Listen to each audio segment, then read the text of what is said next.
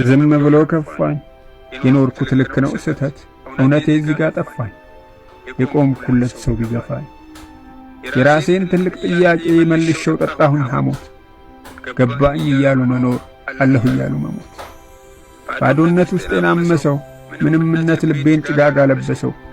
ወና እንደ ቀረሁኝ ተገልጦብኝ ለሰው ባርባር አለው ሆዴን ዓይኔን ባቋጠረ። መድረሻ እንደሌለው ራሱን ቆጠረ። ሰበብ አጣሁ ለጥፋቴ ስብራቴን መጠገኛ። የኔው ገዳይ ራሴ ከሳሽ ምስክር ዳኝ።